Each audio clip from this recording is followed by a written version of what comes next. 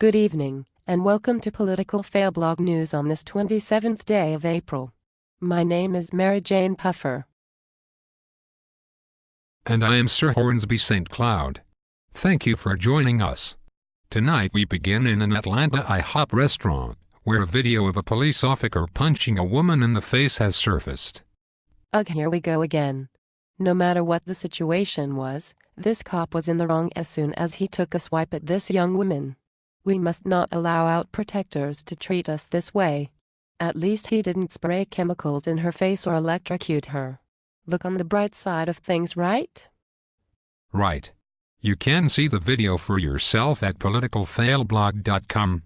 In more police state news, the Michigan State Police have been accused of imposing a digital police state on Michigan citizens. Michigan State Police are accused of stealing drivers' cell phone data on routine traffic stops. Michigan has become a digital police state. And if people in Michigan just stand by and let this digital totalitarian crap continue, it will probably come to your state too. We are a nation of copycats after all. Governments in the United States like to take other people's ideas to control people and make them their own. Now I'm assuming that the cops are taking people's phones during traffic stops and plugging it into the machine they supposedly have, because that's what most of the stories have said. However, a story from the Detroit News on April 13 said that the devices were able to get this information from the phones without the owner's knowledge. I say screw the police. They are no longer here to serve and to protect the people, but to serve and protect the illusion of our failing society. For example, a Connecticut mother who says she wanted to give her son a better education will be arraigned on Wednesday on charges for enrolling the 6-year-old in another town, sparking outrage and support from people nationwide. Tanya McDowell, a 33-year-old homeless woman whose last known address was in Bridgeport, is scheduled to be arraigned on charges of larceny and conspiracy to commit larceny for allegedly stealing $15,686 from Norwalk schools.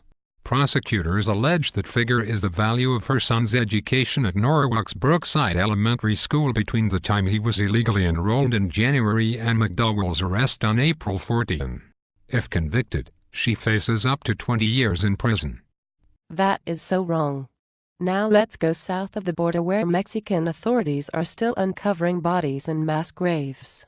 Mexican Attorney General Marisela Morales says 183 bodies have been uncovered so far from mass graves in the northeastern part of the country, near the U.S. border.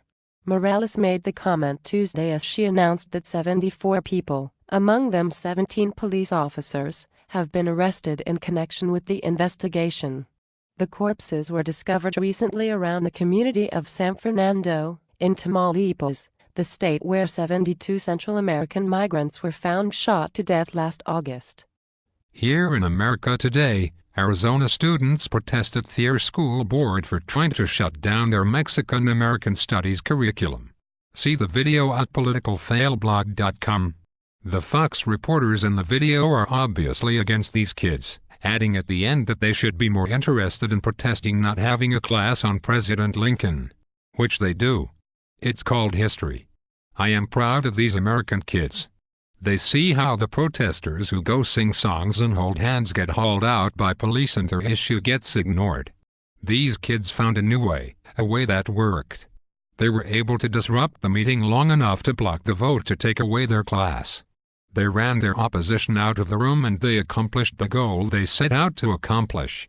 It may not work forever, but for now they still have their class. Good for them. Here's a story that really passes me off. BP expects to resume drilling in Gulf of Mexico within months.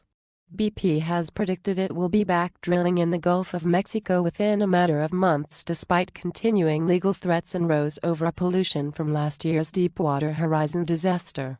We expect to be back and actively drilling during the second half of the year, Byron Grote, the company's chief financial officer, told financial analysts from the City of London on Wednesday. The comments are likely to infuriate environmentalists who believe BP should be kept away from the Gulf and could upset a U.S. offshore regulator still considering whether to grant permits to BP. Verbal gaffes by former chief executive Tony Hayward in the wake of the Macondo oil accident 12 months ago sent the company's reputation in America into freefall as it attracted widespread criticism from the White House downwards. BP can kiss my big fat digital ass. According to Russia Today, a former Reagan administration official, Paul Craig Roberts, believes that today, European countries are U.S. puppet states. America has a strong interest in Syria. The country might want to get ready for foreign intervention. The documents that leaked to WikiLeaks have shown the U.S. State Department has indeed been financing Syria opposition groups, and Washington is taking a much stronger interest in Syria and Libya than it took in Bahrain or Egypt. Roberts told RT. Thanks ZENU for WikiLeaks. We also learned from RT today that France's Vigipirate system, Europe's most expensive anti-terror program, was designed to fight what it calls the growing terrorist threat. With troops patrolling the streets, it is feared that France is now just one step from a police state. In the wake of a massive surge in immigration in Europe, as people flee the turmoil in the Middle East and North Africa, France wants to temporarily bring back border controls and has upped its security, with armed soldiers on the streets. The government claims troops make the public feel safer amid the threat of terrorism, but that is not what people think. The police have become the terrorists. Hey Mary Jane, did you know that making weed hash could put you in jail for life? You shut your mouth when you're talking to me. It's true. Watch part 2 of Political Fail Blog News to hear why your ass will get locked up for making marijuana hash.